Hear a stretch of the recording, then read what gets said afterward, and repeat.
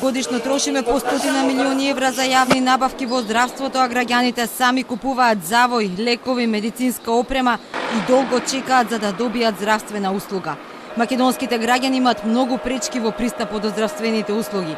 Над 1/3 од нив пак сметаат дека здравствениот систем е корумпиран.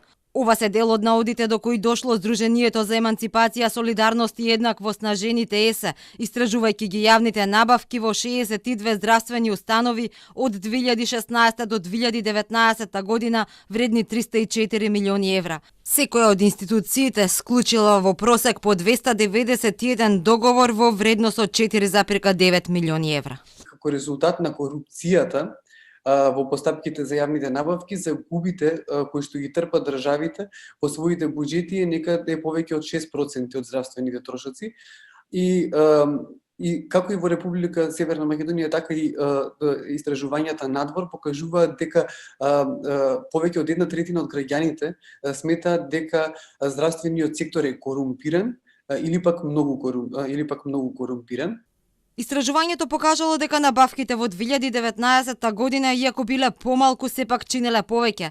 Интересно е и тоа дека лани Министерството за здравство набавувало повеќе отколку претходно, а лани највредните набавки биле концентрирани околу 3 фирми. Во 2019 година, помеѓу 9 компании со кои што е склучен и најголем износ на средства во однос на договорите, се наоѓаат 3 компании, односно Доктор Пановски, Алкалоид Колонс и Елбиор.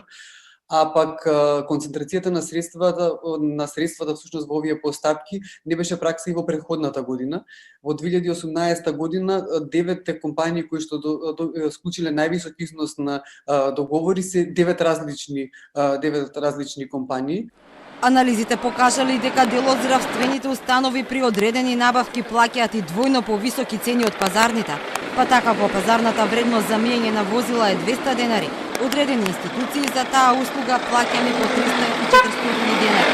Иако јавните набавки во здравството се втори по вредност во однос на останатите институции, анализите на Сдруженијето покажале дека граѓаните мака мачат да дојдат до здравствени услуги. Постојат здравствени установи каде што граѓаните и понатаму сами обезбедуваат одредени материјали како што се завои, лекови и слично, а истите тие се треба да бидат и се предмет на набавка во овие постапки.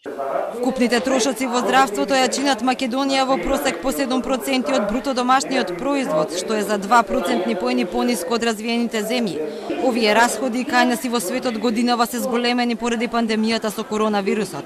Анализите покажале дека глобално корупцијата во здравството може да се намали со поголема транспарентност на цената на лековите, повеќе консолидирани набавки на централно ниво или пак преку заеднички иницијативи за спроведување на набавки од јавните здравствени установи.